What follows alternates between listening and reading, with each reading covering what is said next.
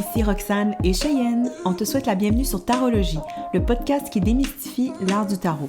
Afin de rendre ce merveilleux outil accessible à chacun, on te donne rendez-vous chaque 3 semaines pour démystifier l'univers du tarot, carte après carte. Bonne écoute!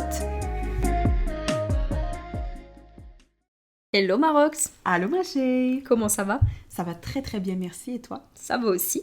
On se lance aujourd'hui dans l'épisode sur les 8. Oui! On l'a intitulé Le mouvement et la transformation. Donc avant de commencer à rentrer dans le vif du sujet, on y va pour l'instant promotionnel de tarologie. Donc, très important comme très toujours. important. Donc au niveau de tarologie, il faut savoir que nous, on est un podcast, on vous apprend à vous tirer les cartes. Mais si jamais vous souhaitez des consultations privées, n'hésitez pas. On sait que vous êtes nombreux à nous écouter de la France ou de la Nouvelle-Calédonie ou de plein de pays dans le monde. En fait, là, je cite les principaux, mais vous nous écoutez de pas mal d'endroits dans le monde. Donc sachez que les consultations se font à distance via un lien Google Meet. Donc il n'y a pas de frontières. Là, on peut se connecter à votre énergie puis discuter pendant 1 heure ou 1h30 selon la formule que vous choisissez. Donc ça, c'est ce qui est pour des consultations privées de tarot.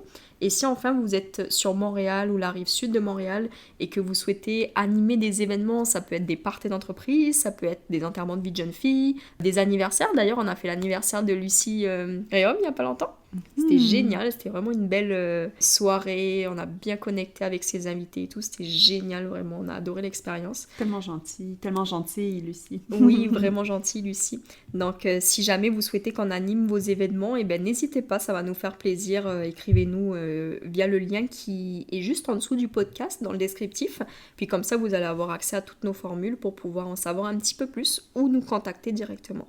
Tout à fait. Donc, ceci étant dit, on se lance dans l'action, la progression, la remise en mouvement de l'énergie des 8.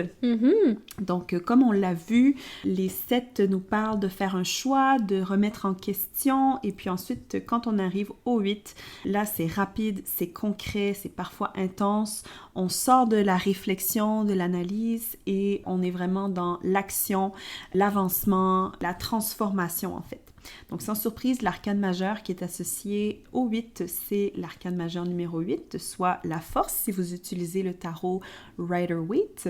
Donc, ici, on parle vraiment de l'importance d'utiliser son mental, sa vitalité pour pouvoir parvenir à ses objectifs et bien sûr, faire preuve non seulement de force physique, mais aussi de force émotionnelle, donc compassion, etc.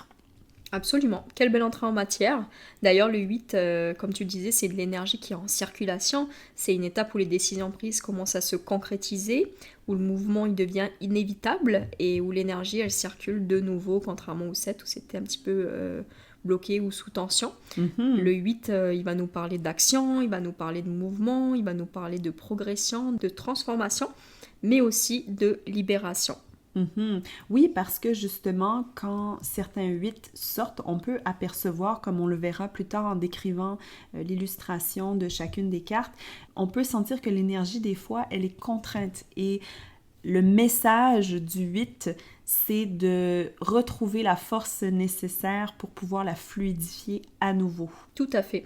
Donc maintenant, si on y va en détail dans chaque suite, donc comme si vous êtes familier avec nos épisodes sur les arcanes mineurs, on le fait par suite. Donc la suite des 6, la suite des 7, la suite des 8. Donc là, on va vous présenter les 4 cartes qui composent la suite des 8 en détail, en commençant par l'énergie du bâton. Donc le 8 de bâton qu'on pourrait associer à l'accélération. Au niveau du visuel, elle est assez spéciale cette carte. En fait, on y voit tout simplement 8 bâtons qui traversent le ciel à grande vitesse. Donc c'est vraiment une carte qui va symboliser tout ce qui est rapide, tout ce qui est communication, mouvement, alignement, quelque chose qui se fait vraiment avec dynamisme en fait. Tout à fait, puis par ailleurs, vous remarquerez que c'est l'une des rares cartes du tarot sur lesquelles il n'y a absolument aucun personnage humain. Donc c'est supposé représenter le fait que c'est vraiment une question d'énergie ou sinon une motion, ou encore, comme on le verra aussi, ça peut être de la communication, comme tu l'as mentionné, Cheyenne. Et comme, justement, elles sont dans les airs, il y a une podcasteuse qui décrivait le fait que ce qu'il faut se rappeler en voyant le 8 de bâton, c'est que les bâtons sont dans les airs, mais on voit qu'ils sont un peu inclinés comme pour retomber. Parce que, justement, c'est la loi de la gravité qui fait en sorte que c'est un mouvement qui est rapide, qui est concentré, mais il faut en profiter parce que éventuellement il va redescendre. Il ne peut pas se maintenir, en fait, dans le temps. Sinon, les bâtons, ils seraient horizontaux. C'est vrai que ça interpelle le fait qu'il n'y ait pas de personnage sur la carte, parce qu'il n'y en a pas beaucoup dans le tarot qui n'en ont pas. On a recensé le 3 d'épée, la roue de la fortune, bien qu'il y ait des petits animaux dans le coin, comme la lune, où il y a le loup, le crustacé au fond de l'eau. Oui. Mais sinon, ce sont les seules cartes qui n'ont pas de personnage. Oui, de personnages où, à la limite, on pourrait dire que les as, il y a des mains humaines, donc où est-ce qu'il n'y a pas rien de vivant, en fait. Exact, c'est ça. Donc au final, si on se penche justement sur l'énergie de cette carte, comme tu le disais, c'est quelque chose où il y a vraiment une accélération, les choses se mettent en place rapidement. Puis au niveau des mots-clés, on y va avec justement cette idée de vitesse, de progression, on parle de communication, mais aussi de fluidité.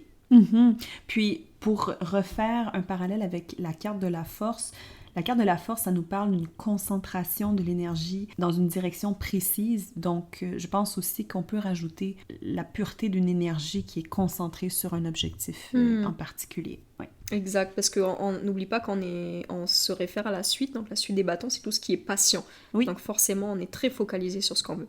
Tout à fait. Et en fait, si on y va avec des mots-clés pour une énergie qui soit négative ou en inversé, la tête à l'envers, on va parler de précipitation, de manque de contrôle aussi. Oui, donc par manque de contrôle, ça peut justement résulter en le fait que l'énergie soit complètement dispersée, qu'il n'y ait pas justement cet effet-là de progression dans une direction en particulier. Maintenant, au niveau des significations, si on y va avec la sphère relationnelle, sans surprise, on va parler d'évolution rapide dans la situation. On va parler aussi de communication qui puisse être intense, parce qu'on est toujours sur les bâtons. Donc, qui dit bâton dit passion, donc ça peut être ça. Au niveau professionnel, on va parler d'avancement rapide ou de nouvelles opportunités qui se présentent à nous.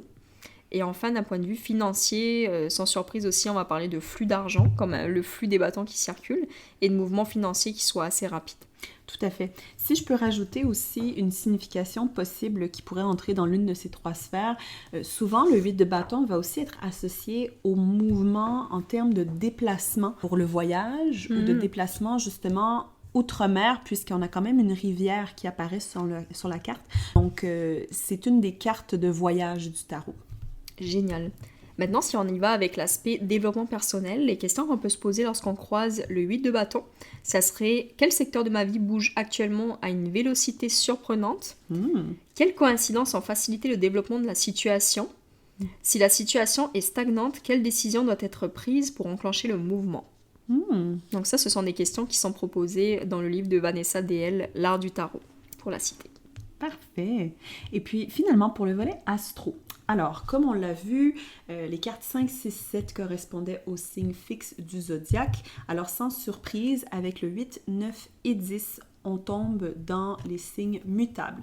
Donc, longue histoire courte, les signes mutables correspondent aux signes du zodiaque qui tombent lors des transitions entre les saisons. Donc, la mutabilité, ou plutôt l'adaptabilité, est définitivement l'une des forces majeures des signes mutables. Et donc, si on se penche sur le 8 de bâton, on a le signe mutable de feu, donc le signe du Sagittaire, donc fin novembre à environ fin décembre. C'est la planète Mercure qui transite dans le signe du Sagittaire, ce qui nous donne vraiment une concentration communicationnelle très intense, puisque, pour ceux qui ne le savent pas, Mercure représente justement la communication, l'échange d'idées, l'accélération mentale, si on peut dire ça comme ça. L'agitation. L'agitation mentale, exact. Et le signe du Sagittaire est entre autres représenté par la déesse grecque Iris, qui est elle aussi une déesse de la communication. Donc on a vraiment deux signes ou deux aspects qui soient très compatibles si on parle de parler, de réfléchir, d'être dans la vitesse, dans la logique. Et le signe du Sagittaire, bien sûr, il est connu pour son désir d'expansion, pour son désir de rechercher les différentes vérités philosophiques de la vie, son amour du voyage. Donc, vraiment ici, on parle clairement d'une énergie de voyage, on parle clairement d'une énergie qui gagne du momentum comme on vous l'a expliqué et bien sûr l'obtention de nouvelles très rapidement. Génial. On avance sur les 8 de coupe. Allons-y. Alors le 8 de coupe, on va le nommer le départ qui soit nécessaire. On y voit un personnage qui s'éloigne de 8 coupes qui sont alignées sous la lune, sous le clair de lune. On va penser au symbole de l'abandon, de la quête intérieure et du détachement. C'est une énergie qui correspond au fait de quitter ce qui ne nous nourrit plus. Parce qu'on est sur les coupes, donc sur le monde émotionnel. Donc c'est vraiment qu'est-ce qui vient allumer la flamme dans notre monde émotionnel, justement. C'est vraiment un 8 où est-ce qu'il y a un départ qui soit volontaire. Ça ne veut pas dire que nécessairement ça ne fasse pas mal, mais on sent que le personnage, vous l'aurez peut-être remarqué, se dirige vers les montagnes et on sent que c'est un choix qui est conscient. Il y en a certains qui disent que ce personnage qui quitte pourrait correspondre à l'ermite. Qui va aller justement en quête intérieure, essayer de trouver quelque chose d'autre qui vienne le nourrir émotionnellement, spirituellement, parce que, comme on le verra, ça correspond aussi au signe du poisson, qui est un signe qui est très spirituel. Donc, c'est ça, d'aller chercher quelque chose qui va lui amener la gratification, sans surprise, du 9 de coupe, dont on vous parlera dans le prochain épisode. Oui, puis j'aime ça que tu compares les personnages, que tu nous donnes une idée de quelle pourrait être la signification des personnages au niveau des arcanes majeurs, parce qu'au final, ce qui suit la force, c'est l'ermite. Absolument. Donc quand le personnage sur la carte du 8 de coupe s'en va, il pourrait être justement dans cette énergie de l'ermite qui est en position numéro 9. Absolument, parce que, comme tu dis, le 8, c'est la force. Ça prend de la force pour pouvoir quitter ce que l'on connaît, ce à quoi on est attaché, et d'autant plus quand on sait qu'on s'en va vers de l'isolement, de l'introspection. Oui. Donc, très bon point. On s'est complété. Au niveau des mots-clés qui sont associés à la carte, donc comme tu disais, on parle de départ, on parle aussi de lâcher prise, de quête et d'évolution. Et enfin, si on tire les cartes avec la méthode inversée, on peut y aller avec des mots-clés qui soient négatifs. Donc, on va s'attacher justement à une notion de fuite ou bien d'abandon qui soit peut-être prématuré. Oui. Et on pourrait peut-être aussi dire, comme tu l'as mentionné, soit on tombe dans le penchant qui soit extrême, donc qu'on refuse en fait de quitter une situation de laquelle il faudrait se détacher, ou sinon la fuite, je pense qu'elle peut être perçue de deux façons.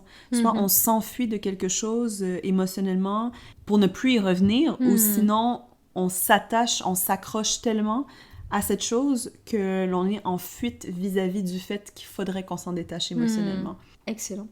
Au niveau des significations, si on y va avec la sphère relationnelle et qu'on croise un 8 de coupe, sans surprise, on va parler de quitter une relation ou du moins de prendre de la distance. Si on est dans une situation professionnelle, ça se peut qu'il y ait des coupes qui sortent dans votre sphère professionnelle. Oui. Pas que des deniers, contrairement à ce qu'on peut penser, ou des épées. On pourrait parler de changement de direction et de quête de sens dans sa carrière. Oui, tout à fait. Et enfin, si on est sur l'aspect financier, on peut parler d'un désengagement matériel. Donc, on s'en va et on est vraiment dans le monde des coupes. C'est vrai que les coupes, quand on parle de finances, c'est un petit peu rare, mais ça peut justement se rattacher à notre monde émotionnel qui puisse faire écho au monde tangible, finalement. Comment ça se traduit, quoi.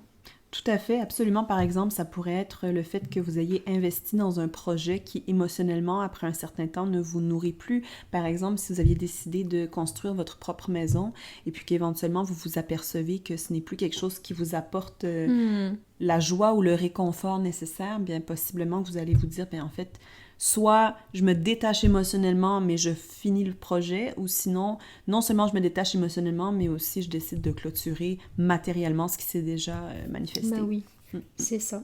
Donc si on y va avec les questions de développement personnel à se poser, si jamais vous croisez le 8 de coupe, toujours issu du livre de Vanessa DL, pour tout l'épisode, ça sera simple. Donc on aura: quelle situation suis-je invitée à délaisser afin de me choisir? Qu'est-ce qui dans ma vie ne semble plus aligné? Dans quelle action mon intuition m'invite-t-elle à entreprendre? Très bonne question, comme à l'habitude. Comme à l'habitude. Et puis finalement, pour conclure avec le volet astro, sans surprise ici, comme mentionné, on tombe dans le signe mutable d'eau. Donc ici, c'est le poisson. Et c'est la planète Saturne qui va transiter dans le signe. Donc Saturne, en fait, c'est la planète de la structure, de la discipline et puis des leçons... Vous savez l'expression en anglais « tough love ». Donc, c'est ça, c'est des leçons qui sont émotionnellement difficiles, mais qui sont faites pour notre bien, en fait. Donc, Saturne va venir, d'une certaine façon, amener la structure des limites dans le monde un peu rêveur, très romantique du poisson.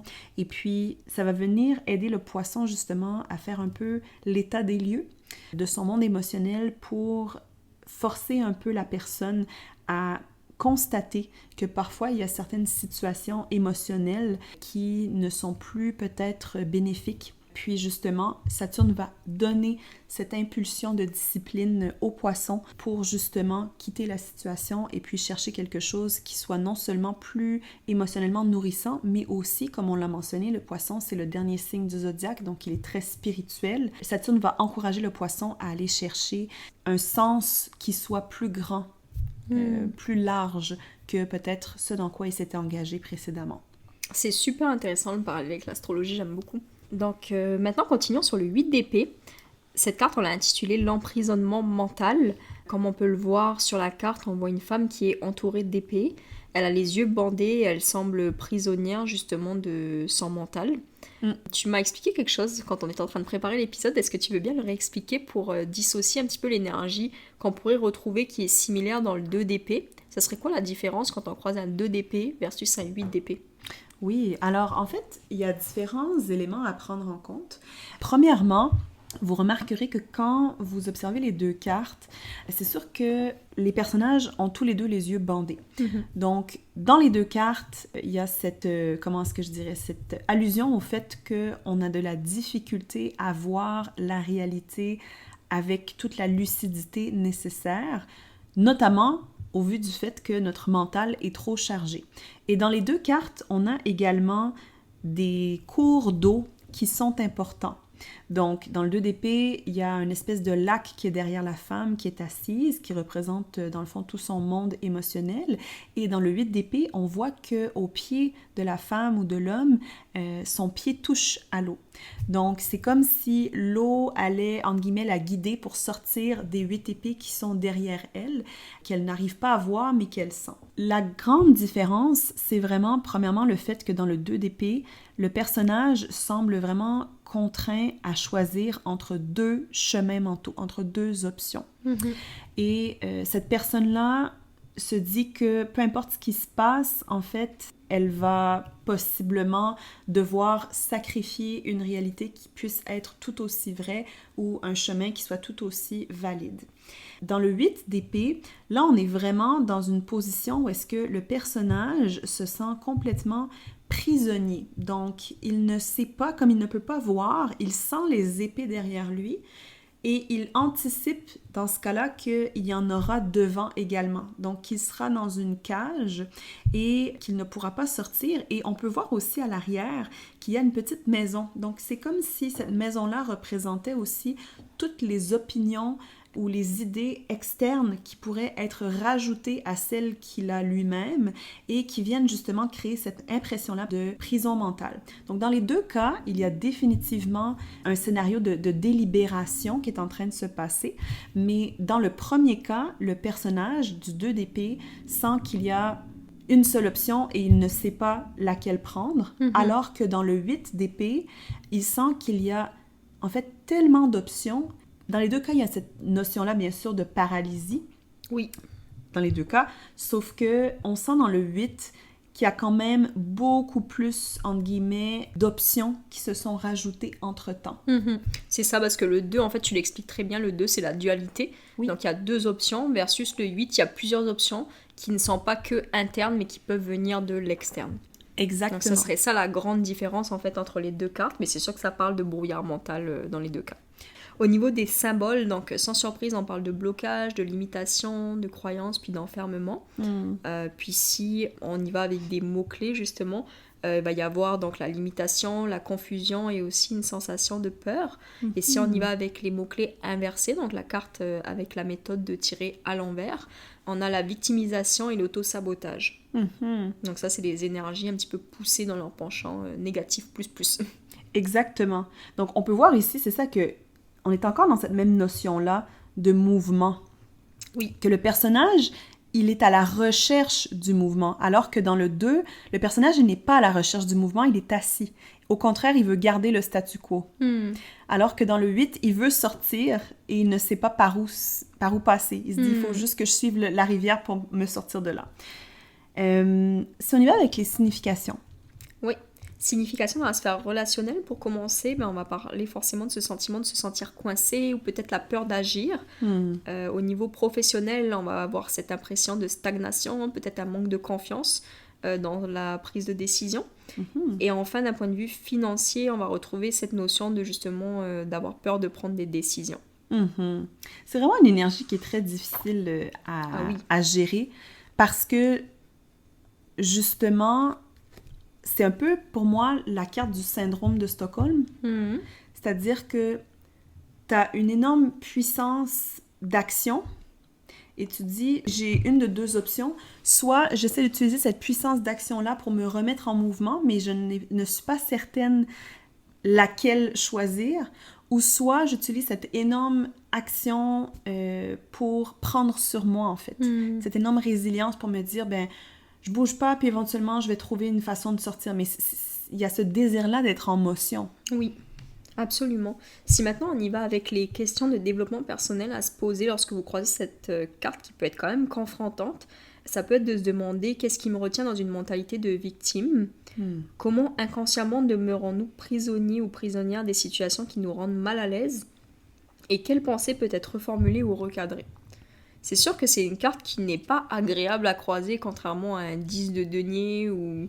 Je sais pas, là, il y en a plein des cartes qui sont quand même agréables puis qui sont bon présage. Celle-ci, c'est plutôt l'inverse. Donc je trouve que c'est intéressant, encore plus que d'habitude, de se pencher sur les questions de dev perso, parce qu'on va être dans une démarche plus de résolution du problème qu'on est en train de mettre en lumière à travers le tirage, que lorsque on est sur juste de la signification de situation. Tout à fait. On y va avec le segment astrologie ? Allons-y. Donc ici, sans surprise, on tombe dans le signe mutable d'air, c'est-à-dire le signe du Gémeaux, et c'est la planète Jupiter qui transite dans le signe. Donc Jupiter, c'est, comme on l'a dit par le passé dans un autre épisode, la planète de l'expansion, de la croissance, de l'abondance. Donc c'est justement une planète qui cherche à, entre guillemets, prendre de l'espace. Le Gémeaux, pour sa part, c'est bien sûr un signe qui va régir le mental, la dualité. Donc, c'est pour ça aussi qu'on dit que le Gémeaux, il est capable de venir s'adapter mentalement selon les circonstances, là où d'autres signes ne seraient peut-être pas capables. Et donc, ici, Jupiter vient vraiment amplifier cette capacité-là du Gémeaux à multiplier le nombre d'options mentales et ça vient créer une espèce de prison cérébrale où est-ce qu'il y a tellement d'idées, tellement de perspectives que la personne en devient paralysée. Et ici, donc, l'expansion ne peut plus être physique, elle devient, encore une fois, mentale et puis ça commence à peser, bien sûr, sur l'état de la personne, que ce soit son état émotionnel ou encore son état psychologique. Absolument. Super. On passe maintenant à la carte du 8 de denier, la carte de l'engagement et du dévouement. On y voit justement un artisan qui travaille minutieusement sur ses deniers. Donc c'est vraiment une carte qui va symboliser le travail, l'apprentissage, la discipline, la répétition et le fait de s'améliorer par l'effort et la constance dans son travail justement. Tout à fait. C'est vraiment une carte de minutie et j'écoutais un podcast sur cette carte tout à l'heure que je trouvais super intéressant. La dame disait que ce qu'on peut apercevoir, ce sont les deniers qui sont tous alignés l'un en dessous de l'autre. Donc, c'est comme pour montrer, en fait, qu'il y a cette rigueur-là qui est affichée, cette droiture-là, en fait, dans l'effort. On peut sentir que d'un denier à l'autre, probablement qu'il essaie de s'améliorer de fois en fois. Et on peut aussi observer que le personnage, il est seul en train de travailler. Donc, c'est comme cette volonté-là de s'isoler pour pouvoir perfectionner son art plutôt que d'être en communion avec d'autres personnes. Et comme on le verra tout à l'heure dans le segment astro, c'est parfait pour le signe mutable de terre de la Vierge qui est très reconnu pour sa grande indépendance. Exactement. J'étais sûre que c'était associé à la Vierge. Avant même que tu me parles du segment astro, c'était certain. Ça pue la Vierge, cette carte. Donc, si on y va avec les mots-clés qui sont associés justement, sans surprise, travail, discipline, progression et maîtrise. Et enfin, si on y va avec la méthode inversée, on va parler peut-être de perfectionnisme, d'obsession et de surmenage, parce que quand on travaille beaucoup, il se peut qu'on se tue à la tâche. Absolument. Bien, comme tu le disais, on est quand même dans une énergie de denier, donc c'est une construction qui va requérir beaucoup de temps, qui soit dans le fond lente et qui soit très volontaire dans les choix. Donc, d'où l'importance, comme tu dis, de savoir un peu, des fois, maîtriser ces pulsions de vouloir continuer à s'améliorer et être meilleur et faire de plus beaux résultats, de plus beaux deniers. Absolument. Est-ce qu'on y va avec le volet signification dans les différentes sphères ? Allons-y. Alors, relationnel, on va parler de faire des efforts pour faire évoluer une relation. Donc, on pense vraiment à du long terme parce qu'on est sur les deniers. Pour la sphère professionnelle, on va parler d'apprentissage, on va parler de formation, on va parler aussi de développement de compétences et puis aussi de mettre les bouchées doubles et des efforts là, pour pouvoir faire avancer justement le projet, etc. Enfin, c'est vraiment une carte qui est associée à la force. Donc, il y a cette notion de mettre beaucoup de rigueur, beaucoup d'efforts sur son travail pour faire avancer le travail. Et enfin, pour le domaine qui soit financier, on parle de revenus qui soient liés au travail et à l'effort, donc qui soient proportionnels à l'énergie qu'on y met. Tout à fait. Développement perso, qu'est-ce que Vanessa DL a à nous suggérer comme question? Alors, la première, quelles habitudes devrais-je inclure dans mes journées?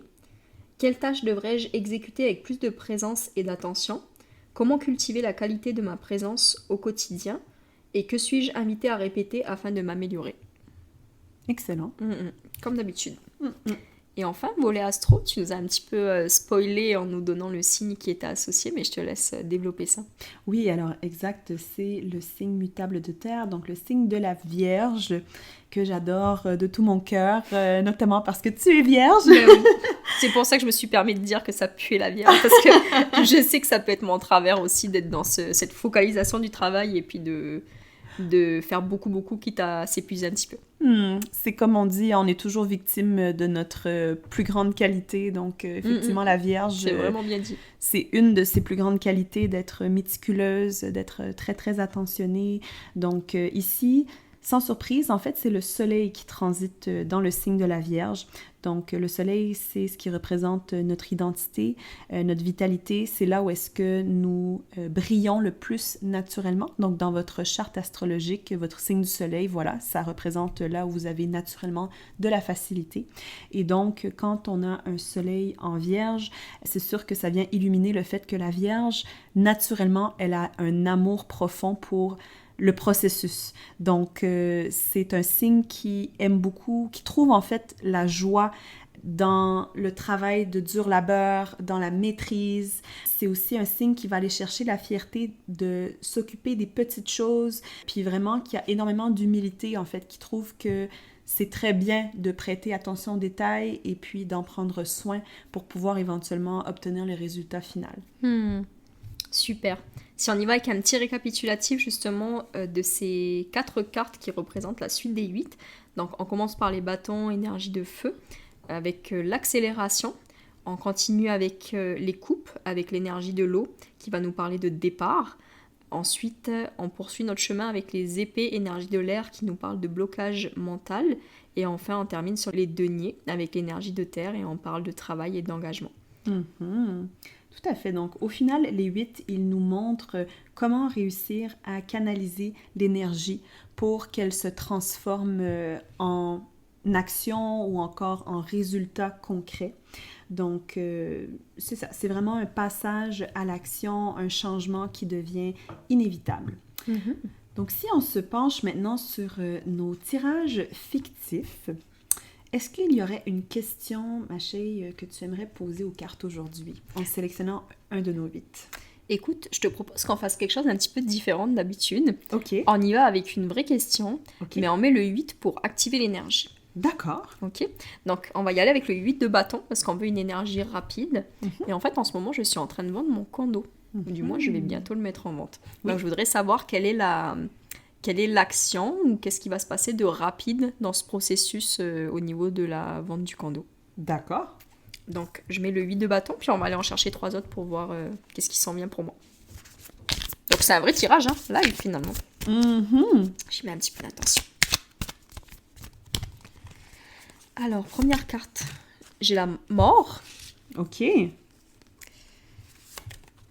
2 de bâton, pardon, Mhm. et roi de coupe. Intéressant. Je trouve que la carte de la mort vient tout dire. Hein. Il va se vendre, hein. Ah oui. Il va se vendre rapidement parce que c'est ce que j'ai demandé. Qu'est-ce qui viendra rapidement se formaliser dans la vente de cet appart? Donc la vente en elle-même. Je vois qu'il y a le 2 de bâton. Puis bon, mon but de vendre cet appart, c'est de déménager. Donc ça fait vraiment, si vous connaissez un petit peu le 2 de bâton, c'est une carte qui regarde vers le monde. Donc ça me montre que je vais pouvoir partir très rapidement, outre-mer. Et enfin, le roi de coupe qui clôture. On en a parlé dans l'épisode précédent, dans notre tirage fictif. Quand on a un personnage de la cour qui sort, ça vient nous parler en général d'une tierce personne, ou de nous-mêmes, dépendamment de comment on positionne la chose. Pour un roi de coupe, j'aurais tendance à penser que c'est une personne tierce et que ça pourrait représenter l'acheteur. Tout à fait, absolument. Puis avec le roi de coupe, bon, si on combine avec le 2 de bâton et puis notre 8 de bâton, ça pourrait représenter quelqu'un soit qui vient d'outre-mer lui-même, ou sinon peut-être que c'est quelqu'un qui va rapidement manifester son intérêt et qui va rapidement vouloir stratégiser pour pouvoir l'obtenir, et c'est quelqu'un qui clairement va tomber profondément, entre guillemets, en amour avec votre appartement. On peut quand même souligner également le fait que le roi de coupe et la carte de la mort sont affiliés toutes les deux au signe fixe du Scorpion. Donc, ça peut justement représenter cette intensité-là émotionnelle vis-à-vis de l'appartement, quelqu'un qui va véritablement vouloir se le procurer, puis qui va en prendre soin. Écoute, je serais ravie que ça se passe comme ça. Mm-hmm. Let's see, réponse bientôt. Donc voilà ce qui conclut notre épisode sur les 8. Oui. C'était vraiment intéressant, moi j'ai appris plein de choses, surtout pour la partie 8 d'épée. C'est vrai que je comprenais ce que ça voulait dire, mais je trouvais qu'elle faisait peut-être un peu doublant avec d'autres cartes comme le 2 d'épée, donc merci pour l'éclaircissement. Ça me permettra de vraiment mieux comprendre encore qu'est-ce que ça veut dire lors des tirages. On espère que vous en avez appris des choses aujourd'hui. Si c'est le cas, n'hésitez pas à nous laisser un beau review pour notre podcast, c'est ce qui nous permet de soutenir notre travail, puis de faire valoriser le podcast. Donc c'est toujours apprécié. Puis si vous voulez nous laisser un petit commentaire, n'hésitez pas, on y répond, on les lit avec la plus grande attention.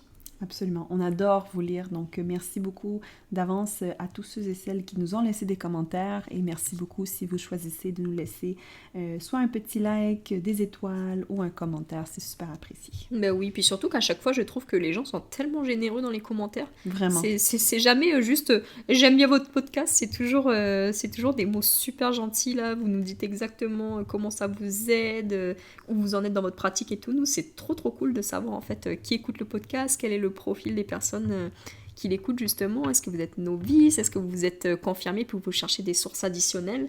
Donc toujours un plaisir de faire connaissance avec nos auditeurs. Absolument. Donc sur ce, bien merci beaucoup et puis au plaisir de vous retrouver dans 3 semaines pour l'épisode sur les 9. Merci beaucoup. À dans 3 semaines.